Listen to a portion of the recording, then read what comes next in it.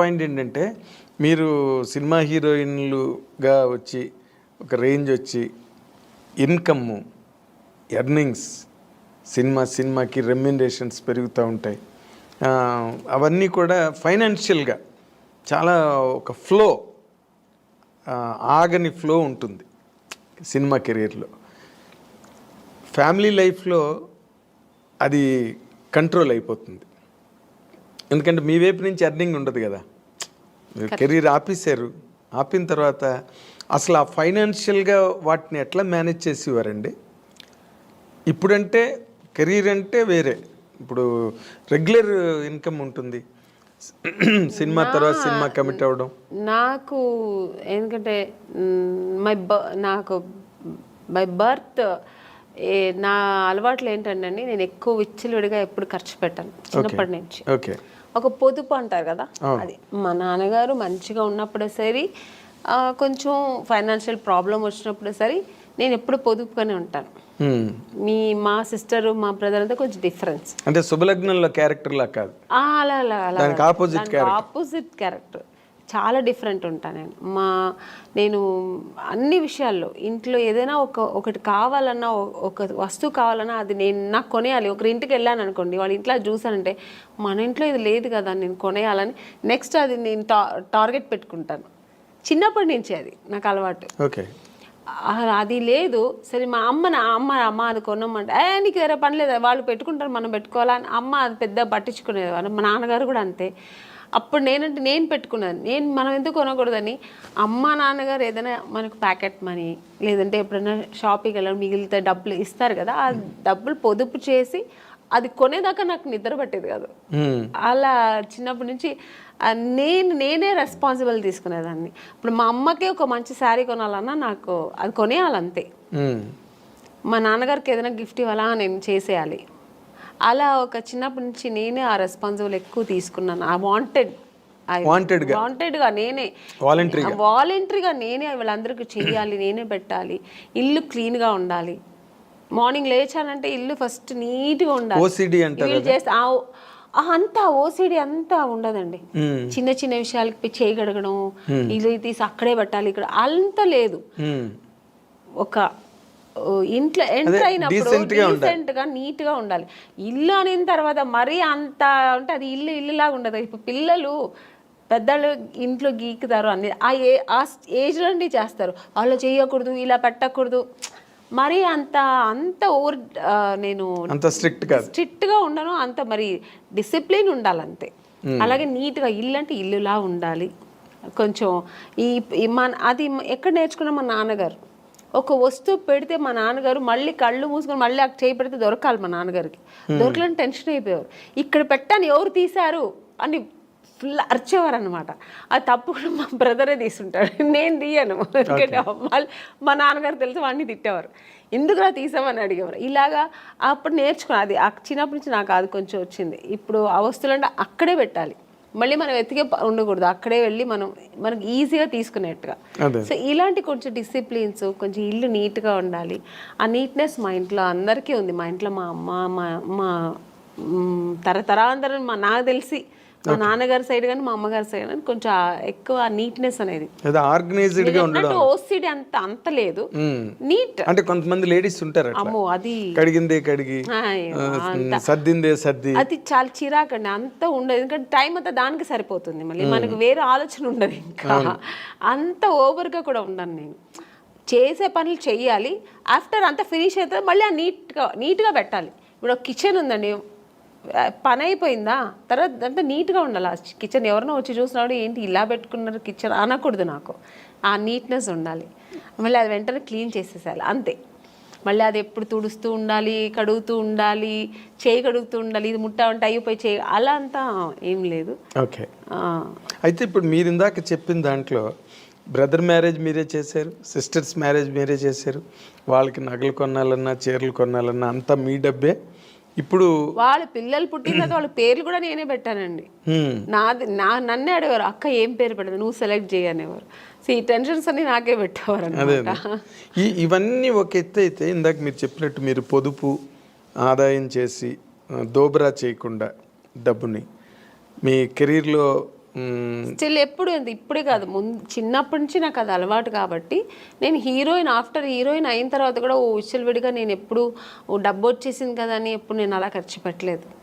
So ఎప్పుడు పొదుపుగానే పెట్టేదాన్ని. మరి ఆ డబ్బు అంతా మరి వీళ్ళందరికీ ఖర్చు అయింది కదా, వాళ్ళు ఖర్చు పెట్టాలి కదండి, మరి దేనికి పెట్టాలో దానికి పెట్టాలి కదా. నేను నాకేంటంటే ఒకటి, నాకు చిన్నప్పుడు స్విమ్మింగ్ నేర్చుకోవాలని ఇష్టం, స్విమ్మింగ్ చేయాలని, కానీ నేర్చుకోలేదు. ఎందుకంటే మా ఇంట్లో మా అమ్మ నాన్న వాళ్ళకి అవకాశం ఉంది కానీ చేయడానికి వాళ్ళకి తెలియదు. మా అమ్మకి మా నాన్నగారికి స్విమ్మింగ్, మా నాన్నగారైతే మరీ ఆర్థోడాక్స్, నన్ను స్విమ్మింగ్ పంపించాలి ఇలాంటి అంత చదువుతావా తర్వాత అయిపోయింది ఇది మ్యారేజ్, ఆ మెంటాలిటీ మా నాన్నగారు. మా అమ్మగారికి తెలియదు అవన్నీ చెయ్యాలి, పిల్లలు ఫ్యూచర్కి ఇలా ఉండాలి, ఇవన్నీ నేర్చుకుంటే అమ్మాయిలు కూడా మన అబ్బాయిలు మా బ్రదర్ వాడు అబ్బాయి కాబట్టి బయట వెళ్ళి వాడు అన్నీ నేర్చుకున్నాడు, నేను అలా వెళ్ళలేదు. ఒక సినీ ఇండస్ట్రీకి వచ్చినప్పుడు స్విమ్మింగ్ తెలుసా లేదు, తెలియదు, హార్స్ రైడింగ్ తెలియదు, ఇవన్నీ నాకేంటంటే ఇవన్నీ ప్రాబ్లమ్స్ అయ్యాయండి కెరీర్లో. అవునండి, ఇప్పుడు కొన్ని సినిమాలకి నేను ఇవన్నీ తమిళ సినిమాలో ఫేస్ చేసాను. వాళ్ళు ఫస్ట్ వెళ్ళిన మీకు హార్స్ రైడింగ్ తెలుసా, ఈ సినిమాలో ఒక హార్స్ రైడింగ్ ఉంది మీకు తెలుసా అంటే తెలియదు సార్. ఓకే, దీనివల్ల సినిమాలు నాకు అవకాశం లేకుండా పోయిన ఎన్నో ఇవి సంఘటనలు కూడా జరిగింది నాకు.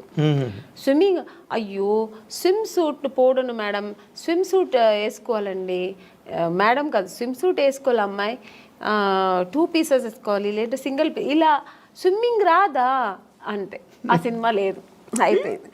స్విమ్మింగ్ నేర్చుకోనందుకు ఇలా అయిందా. పైగా ఇంకొక ఎక్స్పీరియన్స్ ఏంటంటే కొన్ని విషయాలు కొంతమంది నా ఫ్రెండ్ సర్కిల్లో స్విమ్ తెలియకుండా నా ఫ్రెండ్ సర్కిల్ చాలామంది చనిపోయాడు. ఎక్కడో ఇప్పుడు వెళ్తారు ఒక టెంపుల్కు లేదంటే ఎక్కడో ఎక్స్కర్షన్ వెళ్ళినప్పుడు ఆ వాటర్లో పడి స్విమ్ తెలియకుండా చనిపోవడం, ఇవన్నీ నేను కొన్ని చూశాను అన్నమాట. అప్పుడు నాకు ఒక భయం వచ్చింది, మనం నేర్చుకుంటే బాగుంటుంది, ఇవన్నీ జనరల్గా ఇవన్నీ నేర్చుకుంటే మనకు మంచిది కదా అని. అప్పుడు నేను మా బ్రదర్ వాడే నేర్చుకున్నాడు, టాలెంట్. మా బ్రదర్ మీ పేరెంట్స్ ఆలోచన అది కాదు, ఆలోచన లేదు, చదువుకున్నంత కాలం చదువుకోవడం, తర్వాత మ్యారేజ్ చేసుకోవడం, మ్యారేజ్ అంతే. ఇందులో స్విమ్మింగ్లు, కత్తి ఫైటింగ్లు, గుర్రాలు వాళ్ళ ప్లానింగ్ లో లేదు. మా నాన్నగారికి లేడీస్ అంటే ఇలాగే ఉండాలి, అయిపోయిందా పెళ్ళైపోయి సెటిల్ అయిపో, పిల్లలు కనుక్కొని ఒక ఫ్యామిలీ హోమ్లీగా ఉండాలి. మా అమ్మగారు అంతే, మా నాన్నగారు ఏం చెప్తే అదే మా అమ్మగారికి ఎక్స్ట్రా నాలెడ్జ్ ఏమి ఉండదు, ఓల్డ్ టైమర్స్ అలాగే ఉండాలి. అందుకని నాకేంటంటే నేను నేర్చుకోలేదు, మా సిస్టర్ మా బ్రదర్ అయితే వాడే అన్నీ, వాడు చెప్పాను ఓవర్ టాలెంట్, వాడికి ఏదైనా నేర్చుకుంటే వాడే వెళ్ళి చేసేవాడు. వాడు మగపిల్ల వాళ్ళు ఏం అనేవారు కాదు మా ఇంట్లో, నేర్చుకున్నా ఓకే నన్ను వెళ్తావా వెళ్ళి నేర్చుకునేవారు.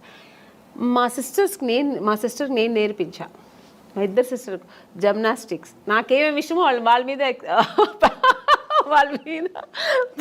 చెయ్యండి అని చెప్పి నేను వాళ్ళని ఫోర్స్ చేసేదాన్ని. వాళ్ళు మార్నింగ్ పొద్దున మా స్విమ్మింగ్, మా అక్క పొద్దున్న 5 o'clock స్విమ్మింగ్ ఏంది అక్క నాకు తెలియదు, వెళ్ళు నేను డబ్బులు కట్టేసాను వెళ్ళు స్విమ్మింగ్. ఈ రోజు వాళ్ళకి అంత హ్యాపీ. మరి వాటి వల్ల వాళ్ళకి ఏమైనా ఉపయోగం జరిగిందండి? అవునండి, ఇప్పుడు ఒక స్విమ్మింగ్ తెలుసా అంటే సినిమా కెరీర్ లేదండి, సినిమా కోసం అన్న అవసరం. ఇప్పుడు స్విమ్మింగ్ సినిమాకనే కాదు కదండి, ఒక ప్లేస్కి వెళ్తాము అందరూ స్విమ్ చేస్తారంటే దాంట్లో మనం వెళ్ళి నాకు స్విమ్ తెలుసు అంటే ఎంత గర్వంగా ఉంటుంది కదా. అంటే సినిమా ఇష్టం కాబట్టి దాన్ని ఎక్కువ ఎంకరేజ్ చేశారు. జిమ్నాస్టిక్, మా సిస్టర్కి జిమ్నాస్టిక్, పియానో, మ్యూజిక్ అవగాహన ఉండాలి, ఇవన్నీ తెలియాలి వాళ్ళకి, జనరల్ నాలెడ్జ్ ఇవన్నీ తెలియాలని నేను అవన్నీ వాళ్ళకి నేర్పించి పంపించేదాన్ని. చదువు ఒక్కటే కాదు, ఇవి కూడా నేర్చుకోవాలి. బట్ టోటల్ గా ఫాదరు, మదరు, సిస్టర్ మీరే 3 పాత్రలు, త్రిపాత్ర అభినయం సినిమాల్లో చేయలేదు. కానీ అనేది నన్ను పిచ్చి టార్చర్ పెట్టేదాన్ని కదా, నువ్వు నన్ను ఇది లేవు, ఇది నేర్చుకో, అది నేర్చుకోవాలి అని అంటుంటది ఇప్పుడు కూడా. అదే మీరు సినిమా కెరీర్ లో చెయ్యండి, ఫ్యామిలీ కెరీర్ లో చేశాను, త్రిబుల్ రోల్ అన్ని చేశాను. వాళ్ళందరూ అలాగే అప్పుడు వాళ్ళకి కష్టం అనిపించవచ్చు, కానీ ఇప్పుడు వాళ్ళు హ్యాపీగా ఫీల్ అవుతారు. అన్నీ మా ఒక తల్లి స్థానంలో నాకు అన్నీ చేసింది మా అక్క అని ఇప్పుడు వాళ్ళు ఫీల్ అవుతుంటారు. ఓకే, ఇప్పుడు ఈ సంతృప్తేనా వాళ్ళ వైపు నుంచి మీకు ఏమైనా అంటే మీరు నార్మల్గా ఎప్పుడైనా ఫైనాన్షియల్ క్రంచ్ వచ్చినప్పుడు కానీ లేకపోతే ఎప్పుడైనా అటువంటి ఇబ్బంది ఎప్పుడైనా మీకు కలిగినప్పుడు వాళ్ళు మీకు సపోర్ట్గా ఉన్నారండి ఆ టైంలో? సపోర్ట్ అంటే నాకు దేవుడు ఒక పరిస్థితి ఇవ్వలేదండి భగవంతుడు నాకు. బట్ అలాంటి పరిస్థితి చేస్తారండి. అలాంటి పిల్లలే వాళ్ళు, మా సిస్టర్స్ కానీ మా బ్రదర్ కానీ నాకు ఎప్పుడు బ్యాక్ ఉంటారు. నేను ఉన్నాను కదా, నీకెందుకు, ఏమైనా అయితే నేను చూసుకుంటా అన్నట్టుగా మా బ్రదర్ కానీ ఇప్పుడు మా బ్రదర్ ఇప్పుడు ఏముంటాను, ఎందుకంటే నాకు కొంచెం లేట్గా పిల్లలు అయ్యారు, చిన్న పిల్లలు ఇప్పుడు నాకు ఎప్పుడైనా హెల్త్ ఇష్యూస్ వస్తే కూడా నేను వాటితో షేర్ చేస్తుంటా. ఏందో నాకు భయంగా ఉంది, ఇలాగా అలాగా ఫ్లైట్లో వెళ్తుంటే ఏదో సౌండ్స్ వస్తుంది, నాకు భయం వస్తుంది అంటూ చాలు, ఏం భయపడవద్దు, నేను దేవుడి దగ్గర ప్రార్థన చేస్తాను, ప్రేయర్ చేస్తాను, నా ఆయుష్ కూడా నీకు ఇవ్వాలనుకుంటా. ఎందుకంటే వాడి పిల్లలు వాళ్ళు తొందరగా పెళ్ళైపోయి వాళ్ళ పిల్లలతో పెద్దవాళ్ళు అయిపోయి సెటిల్ అయిపోయారు. సో అంటే వాళ్ళందరినీ సెటిల్ చేసే తర్వాత అంటే మ్యారేజ్ చేసుకున్నా నాకు పిల్లలు లేట్గా అయ్యారు అనమాట. సో అందుకని సో అంతా ఒక మంచి మనసు, మా బ్రదర్ కానీ మా సిస్టర్స్ కానీ వాళ్ళందరూ, మా సిస్టర్ నేనున్నాను కదక్క, నువ్వు ఎందుకు బాధపడతావు, నేను చూసుకుంటాను నీ పిల్లల్ని అంటారు. So nice. అదే మీరు మీ పిల్లల్ని కూడా లాస్ట్ టైం ఎప్పుడు మనం అనుకున్నప్పుడు కూడా పిల్లలు ఎగ్జామ్స్ అవుతున్నాయండి అయిన తర్వాత నేను వస్తాను చెప్పాను, ఐ రిమెంబర్. అంటే అంత కనెక్టెడ్గా సినిమా కెరీర్లో ఉండడం కష్టం నార్మల్గా అయితే. బట్ నేను అనుకున్నప్పుడు అనమాట మీరు బాగా మంచి హోమ్ బర్డ్ మీరని. అవును, మొన్న ఎప్పుడు కూడా రోజా గారు దేనికి ఫోన్ చేశారు, అంటే ఏదో ఒక విషయాన్ని ఫోన్ చేసినప్పుడు ఏం చేస్తున్నా ఆమెని అంటే ఇప్పుడే స్కూల్కి వెళ్ళొచ్చాను పిల్లలు అంటే 100% హౌస్ వైఫ్ అనమాట. అవును, అంటే తను మంచి వీరవనిత కదా మన రోజా. అయ్యో అసలు అంత నా వల్ల అయితే కాదండి అలాగా, అంత డేర్ అండ్ డాష్. ఒక ఇండస్ట్రీలో ఒక ఎంత మంచి ఆర్టిస్ట్ అంత మంచి పొలిటీషియన్ కూడా తను. మంచి స్పీకర్ వావ్. అసలు దేనికి ఎవరికి భయపడదు, ఏది మాట్లాడాలనుకుంటుందో అది అంత డారింగ్ అండ్ డాషింగ్ మాట్లాడుతుంది. సరే తర్వాత దాని మీద విమర్శలు ఎలా వస్తాయి ఏమొచ్చాయి తర్వాత విషయం, కానీ ముందు మాట్లాడాల్సిన ఏమనుకుంటారో అది మాట్లాడేస్తారు, ప్రవాహంలో మాట్లాడేస్తుంది. అయితే మీ ఇందాక coming back to the point, ఇప్పుడు మీరు